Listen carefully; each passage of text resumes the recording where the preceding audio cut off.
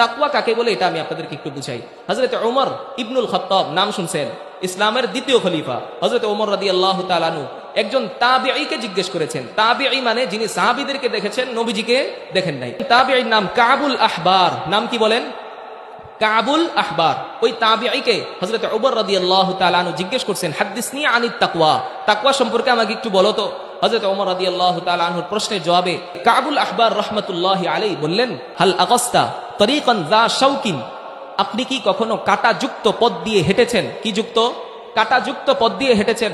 ওমর রাদিয়াল্লাহু তাআলা আনহু বলেন, নাম, আমি কাঁটাযুক্ত পথ দিয়ে হেঁটেছি।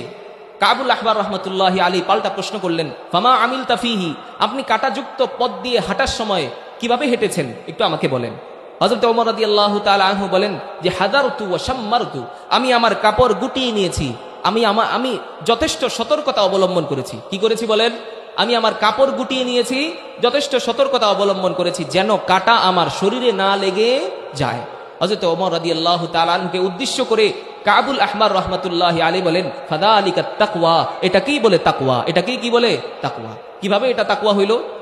আমাদের প্রত্যেকটা গুনাহকে আমাদের এক একটা কাঁটা মনে করতে হবে, প্রত্যেকটা গুনাহকে এক একটা কাঁটা মনে করতে হবে। হযরত ওমর রাদিয়াল্লাহু তাআলা আনহু কাঁটাযুক্ত পথ দিয়ে হাঁটার সময় যেমন নিজের কাপড় গুটিয়ে নিয়েছিলেন, যথেষ্ট সতর্কতা অবলম্বন করেছেন, এমনই ভাবে আমাদের সামনের প্রত্যেকটা গুনাহকে কাঁটা মনে করতে হবে এবং যথেষ্ট সতর্কতা অবলম্বন করে ওই গুনাহ থেকে কি করতে হবে?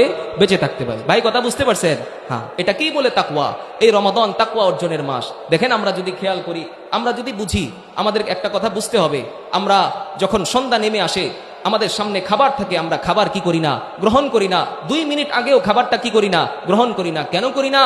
একমাত্র আল্লাহ সন্তুষ্টির জন্য রোজা রাখছি, আল্লাহকে ভয় করি, এই জন্য খাবার গ্রহণ করি না। আমি একটা রুমে আলাদা শুয়ে আছি, ওই রুমের ভিতরে ফ্রিজ আছে, ফ্রিজে খাবার ভর্তি, কিন্তু আমি ওই খাবার পানি গ্রহণ করি না।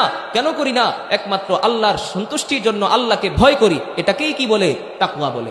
এই রমাদান আল্লাহকে ভয় করার মাস। আচ্ছা, তাকওয়ার বিষয়টা গেল। সবাই আল্লাহকে ভয় করে গুনাহ থেকে বেঁচে থাকবেন ইনশাআল্লাহ। আল্লাহ আমাদের তৌফিক দান করেন।